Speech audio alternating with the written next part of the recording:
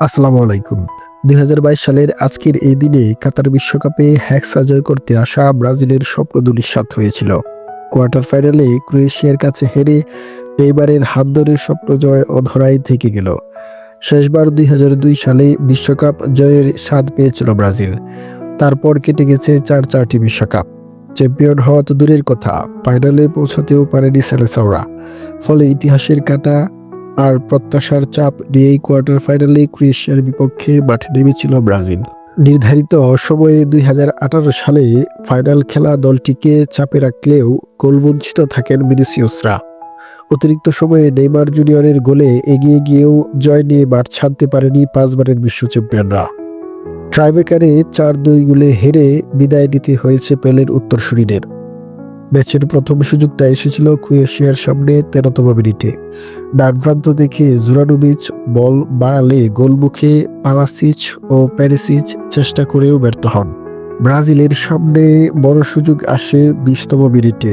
ভিনির বাড়ানো বল Neymar Croat ডিফেন্সকে পরাস্ত করতে পারলেও গোলকিপার লিভাকোভিচকে পরাস্ত করতে ব্যর্থ হয়েছিলেন। ২২ মিনিটে ক্যাসেমিরোর দুর্দান্ত গোলমুখী শট রুখে দেন লিভাকোভিচ। ৩০ মিনিটে ব্রাজিলের বক্সের সামনে থেকে জোরালো শট নেন জুরানোভিচ, কিন্তু লক্ষ্যভেদ করা সম্ভব হয়নি।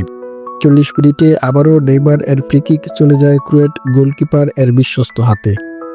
প্রথমার্ধে দুদলই ৫০% বল দখলে রাখে, তবে কেউই বিগ চান্স ক্রিয়েট করতে পারেনি। লিভাকোভিচ দিয়েছেন ৩টি দুর্দান্ত সেভ।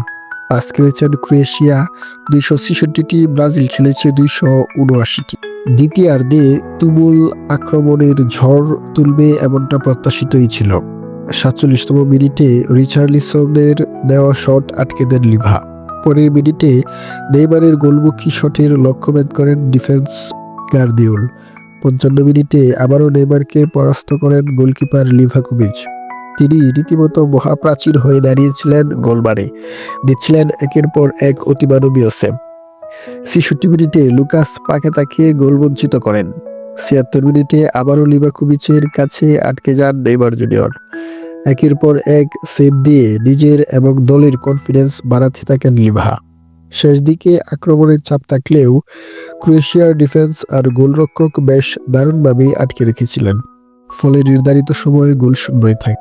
৪৯% বল দখলে নিয়ে ৩টি বিগ চান্স ক্রিয়েট করে ব্রাজিল। তবে এবার লিভাকোভিচ দিয়েছেন দারুণ ৬টি সেভ। অতিরিক্ত সময়ে ম্যাচ গড়ালে ব্রাজিল আরও চাপে থাকে। বিপরীতে ক্রোয়েশিয়া চেয়েছিল ম্যাচকে ট্রাইব্রেকারে নিয়ে যেতে, কিন্তু প্রথমার্ধের ইনজুরি টাইমে নেইমার লিভাকোভিচকে পরাস্ত করতে সক্ষম হন। একেবারে বল নিয়ে বক্সে ঢুকে ডান পায়ে জোরালো শটে গোল নিশ্চিত করেন নেইমার। তবে ম্যাচের একেবারে শেষ দিকে ১১৬তম মিনিটে পেটকোভিচ গোল করে দলকে সমতায় ফেরান। ফলে ম্যাচ গড়ায় টাইব্রেকারে। প্রথম শটে ক্রোয়েশিয়া এগিয়ে গেলেও ব্রাজিলের রদ্রিগোর শট আটকে দেন লিভাকোভিচ। দ্বিতীয় শটে ব্রাজিলের হয়ে ক্যাসেমিরো গোল করেন। লুকা মদ্রিচের গোলে ক্রোয়েশিয়া ৩ আর পেদ্রোর গোলে ব্রাজিলের স্কোর ২। ওরসিচ ক্রোয়েটদের চতুর্থ গোল নিশ্চিত করলেও ব্রাজিলের মার্কুইনহোসের শট গোল পোস্টে লেগে ফিরে আসে। ফলে ফাইনাল স্কোর দাঁড়ায় ৪-২ এবং সেমিফাইনাল নিশ্চিত হয় ক্রোয়েশিয়ার। সেদিনের চতুর্থ শটটি নেইমার নিলে হয়তো ফলাফল ভিন্ন রকম হলে হতেও পারত, যা ব্রাজিল সমর্থকদের আফসোসের জায়গায় থেকে যাবে চিরদিন। তবে ক্রোয়েশিয়ার গোলকিপার লিভাকোভিচের কাছেই যে ব্রাজিল হেরেছে তার সাক্ষী হয়েছে পুরো বিশ্ব।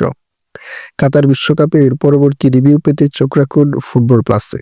ফুটবল ভালোবাসুন, উপভোগ করুন সারা সময়। আল্লাহ হাফেজ।